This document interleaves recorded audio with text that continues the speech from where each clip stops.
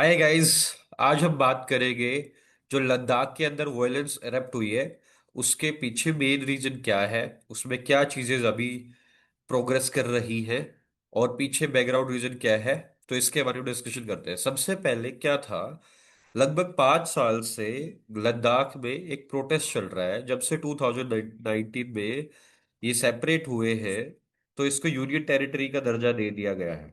अब union territory का दर्जा दे दिया है तो अब तब से डिमांड चली हुई है एक्टिविस्ट की। वो चार डिमांडें हैं मेन।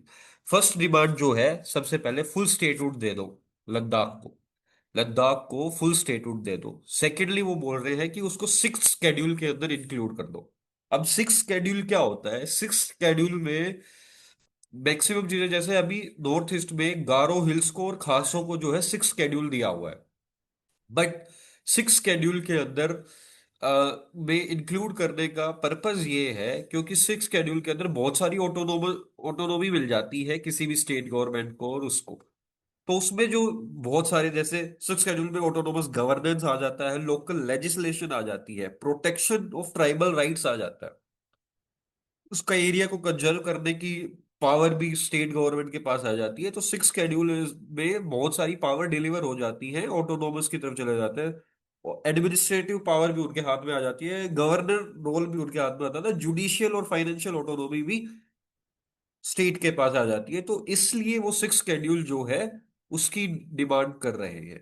अब उस सिक्स शेड्यूल के लिए जो गवर्नमेंट का टेक है उसके ऊपर अपन आगे डिस्कशन करेंगे। लेकिन मैं ये बता रहा हूं कि प्रोटेस्टर्स ने पहले चार डिमांड्स रखी कि भाई स्टेटहुड दे दो, सिक्स शेड्यूल के अंदर हमें शामिल कर लो, सेपरेट लोकसभा सीट दे दो लेह और कारगिल डिस्ट्रिक्ट के लिए, ताकि पार्लियामेंट्री रिप्रेजेंटेशन हो पाए हमारे रीजन की। और लास्टली वो कह रहे हैं जॉब्स रिजर्व करो लद्दाखीज के लिए वाया एक सेपरेट पब्लिक सर्विस कमीशन के बेसिस पे, ताकि फ्यूचर के रिस्क से वो अपने आप को सेफ गार्ड कर सके। ये चार डिमांडें थी। अब हुआ क्या कि इन चार डिमांडों के ऊपर बहुत सारा कन्वर्सेशन चला स्टेट गवर्नमेंट के साथ। सोनम वांगचुक ने जो है बहुत सारे पथ यात्रा भी की, दिल्ली भी यात्रा की, दिल्ली में भी प्रोटेस्ट किया, वहां पे भी प्रोटेस्ट किया, बट फाइनली सुनवाई नहीं हुई। अनफुलफिल्ड प्रोमिसेस रहे, फिर वहां पे अनएम्प्लॉयमेंट बढ़ गया।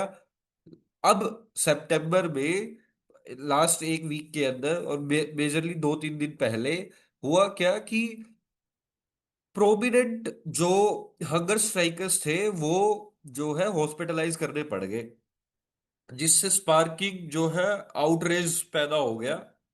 और यूथ ग्रुप के अंदर जो है वो सहनशीलता नहीं रही और फिर उन्होंने वॉयलेंस एरप्ट स्टार्ट करना चालू किया। ऑल्दो ये 5 साल तक पीसफुल चला प्रोटेस्ट, बट अभी तक उसका रिजल्ट ना आने के चक्कर में यूथ के पास जो है, जो जन जी थी उसके अंदर जो है रोष जग गया, तो उन्होंने फिर अपना प्रोटेस्ट चालू कर दिया। अब जब प्रोटेस्ट चालू किया तो उसमें क्या हुआ, प्रोटेस्ट से वॉयलेंसेस हो गए और वॉयलेंस स्टार्ट किए जंजी ने। और वॉयलेंस में हुआ क्या कि भाई गवर्नमेंट ने अभी की सिचुएशन में सोनम वांगचुक जो है उसके जो है सारे जो उसका एनजीओ है उसका FCRA licence, foreign contribution regulation act के तहत कैंसिल कर दिया। क्योंकि उसको बोला जा रहा है कि उसने उकसाया है जैन जी को और फिर उसकी वजह से ये हुए है। अब इसमें क्या हुआ कि फिलहाल कर्फ्यू लग गया लेह और उसके सराउंडिंग एरिया में। सिक्योरिटी फोर्सेस जो है 48 पीपल्स को डिटेन कर लिया गया है। हैवी डिप्लॉयमेंट ऑफ पुलिस और पैरामिलिट्री फोर्स कंटिन्यू है। क्यों? क्योंकि उन्होंने ऑफिसेस को जला दिया, बीजेपी के उसको जला दिया। पीस के लिए वो करी है गुजारिश एक्टिविस्ट लीडर से।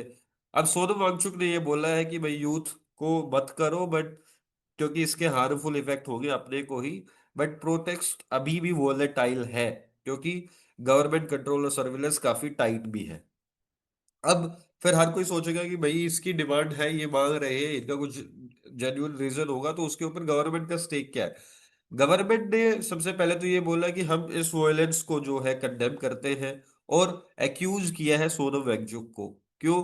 उन्होंने बोला कि प्रोवोकेटिव स्टेटमेंट दी और अरब स्प्रिंग स्टाइल के अंदर इन्होंने प्रोटेस्ट को जो है वॉयलेंस की तरफ लेके जाने की कोशिश की। और ये भी बोला गवर्नमेंट ने कि ये वॉयलेंस जो है डेलिबरेटली इंजीनियर्ड है रादर देन, और किसी इंडिविजुअल एम्बिशन के लिए रादर देन किसी जनहित के लिए। तो ये प्लान्ड जो है वायलेंस था। अब दोनों के बीच में जो है बातचीत चल ही नहीं रही है।